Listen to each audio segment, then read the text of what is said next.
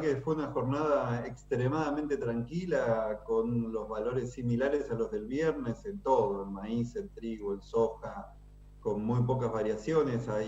o sin variaciones, te diría, con una soja en 340, un maíz en $210 disponible, o un trigo también, 210, $215, o un trigo julio 220, 222. No hubo ni muchas variaciones ni muchos negocios, y con mucha expectativa respecto de lo que puede decir mañana el reporte de estado de cultivos de Luzda, ya que va a ser la primera vez en la temporada que va a exponer cuál es la situación de los cultivos, el clásico muy bueno y excelente,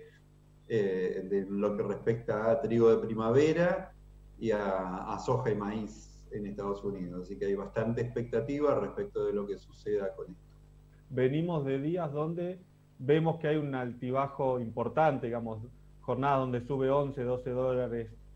la soja, en los últimos días lo vimos también en el maíz, por ejemplo, y jornadas donde después bajan en el mismo nivel o un poco más. ¿A qué se debe toda esta turbulencia, toda esta volatilidad que está teniendo el mercado, en este caso a nivel internacional? La semana pasada tuvimos una semana con altísima volatilidad, con subas y bajas que superaron los $10 por tonelada, y si vamos a mirar el resultado final, nos encontramos con que fue neutro, casi no hubo variaciones.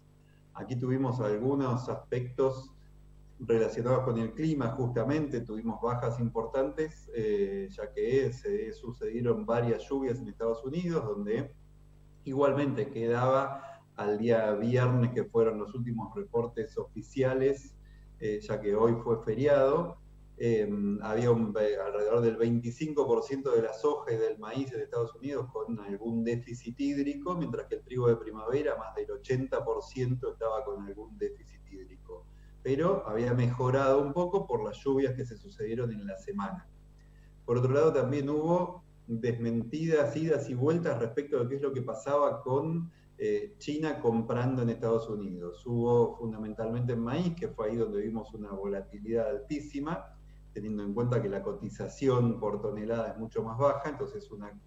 caída y una suba de 14, 15 dólares es muchísimo. Ahí lo que hubo fue primero rumores de que China estaba cancelando compras, y por eso el mercado en la primera parte de la semana se cayó como un piano, mientras que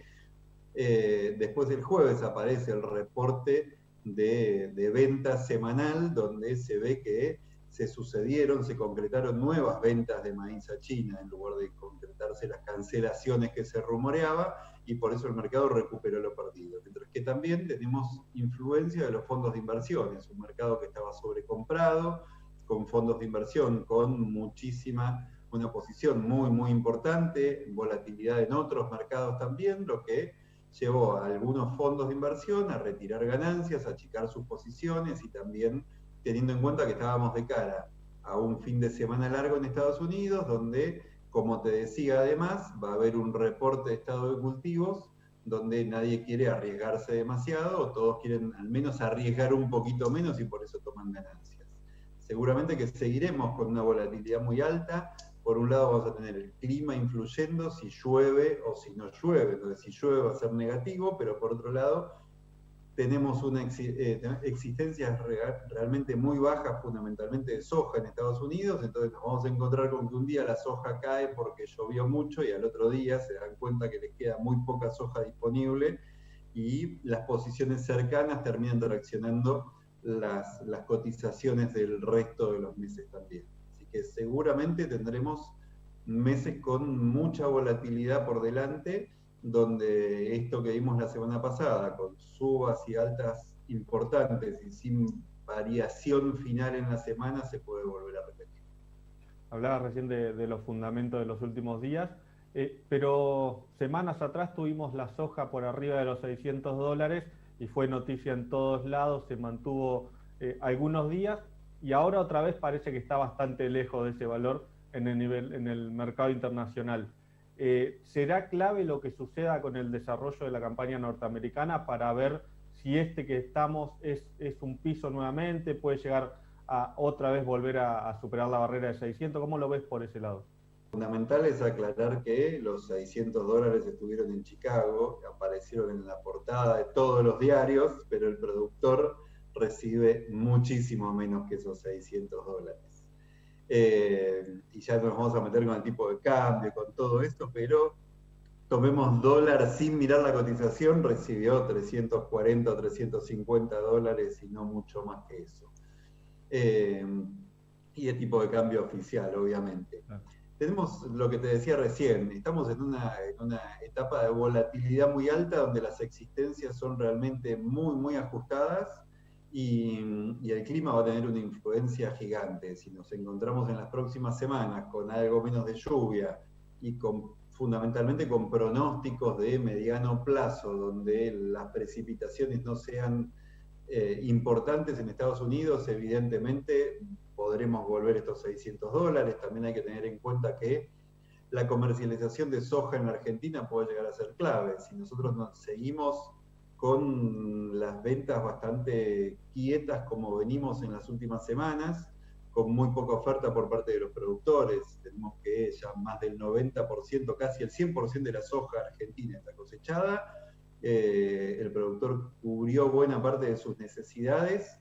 y la falta de oferta de soja argentina puede transformarse en un factor también alcista para el mercado, ya que si Brasil, con el alto volumen de exportaciones que tuvo, se corre un poco del mercado, Estados Unidos con muy poca disponibilidad, si Argentina no aparece con oferta, puede ser un factor importante que suba. Así que no hay que descartar nada, está todo por verse, y no te voy a decir seguro volveremos a los 600 dólares, ni seguramente es un piso, pero estamos en una etapa de definiciones donde tendremos un par de meses seguramente, donde la soja no debería mostrar caídas abruptas, teniendo en cuenta que la situación es ajustada.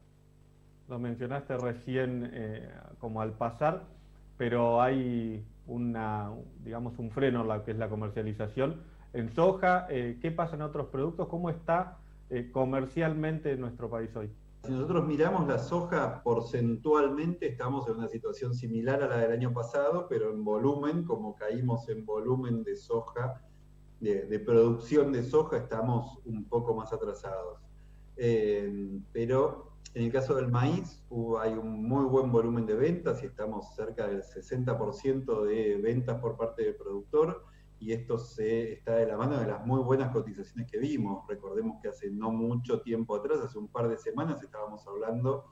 de negocios de maíz en niveles de 240, 245 dólares por tonelada. Eran valores que realmente eran muy tentadores para los productores y eran con entregas diferidas esos mismos valores. Entonces el productor se deshizo de un buen volumen, y eso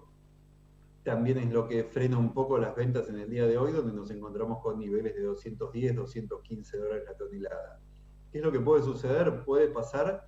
en un mercado donde estamos en una economía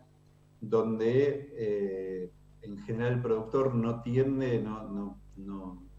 a confiar en el sistema bancario, entonces deshacerse de mercadería, si no tiene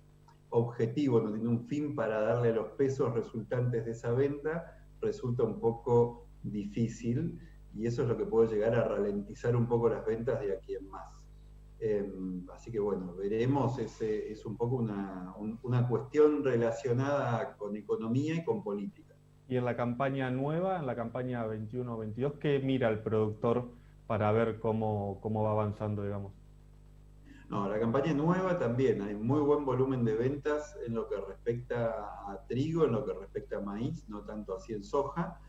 pero obviamente en trigo y en maíz tuvimos precios que les generaban una muy buena situación, un muy buen margen proyectado, y teniendo en cuenta que hoy está influenciado el mercado justamente por la escasez actual, evidentemente los productores tomaron esto en cuenta, tomaron los precios y cerraron un muy buen volumen de ventas. En ese aspecto estamos muy bien. En cambio en soja, donde los precios de la soja no superaron los 320, 325 dólares la tonelada, habiendo una soja disponible de 350 dólares, el productor tendió a deshacerse de la soja disponible o a tomar posición en la soja disponible, no tanto así en la soja nueva.